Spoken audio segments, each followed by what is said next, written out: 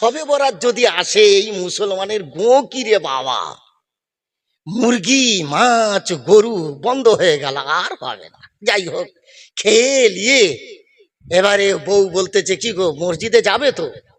তো বলতেছে যাওয়া তো দরকার, কিন্তু একটু খাওয়া বেশি হয়ে গেছে। তা বলে তবে একটুখানি শো। তো একটুখানি পাকা ছেড়ে দিয়ে শুয়েছে। এমন শোয়া শুয়েছে, ফজরের আজান হয়ে নামাজ হয়ে গেছে। এবারে ঘুম ভেঙেছে বইয়ের। ও এসে বলতে গো কি শোয়া শুলে, ফজর হয়ে গেল।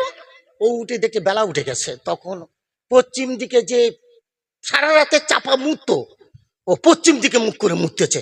মুতে আর বলতেছে আসছে বছর আবার হবে। সবে বরাত হয়ে গেল। আর কেউ যদি সবে বরাত করে তো ও তখন ভালো করে খেয়ে দিয়ে সবে বরাতে গেছে। সবে বরাতে একেবারে অজু করে গোল টুপি মাথায় দিয়ে ফুল কাটা টুপি, লম্বা ওড়না, মেয়েদের থেকে আরো 6 হাত লম্বা ওড়না, গলায় 10টা পিঁচ দিয়ে ছেড়ে দিয়েছে, গোরঘাটের নিচে যাচ্ছে। মনে হয় যেন শাহজাহান বাদশার জামাই যাচ্ছে। মসজিদে উঠলো।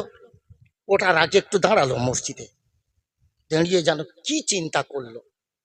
তার মানে ও বলতেছে সুদ এখানে দাঁড়া, ঘুষ এইদিকে দাঁড়া, মিথ্যা এদিকে দাঁড়া, ধাপ্পাবাজি এদিকে দাঁড়া, আল ঠেলা এদিকে ঠেলা, দৌড় ঠেলা এদিকে দাঁড়া।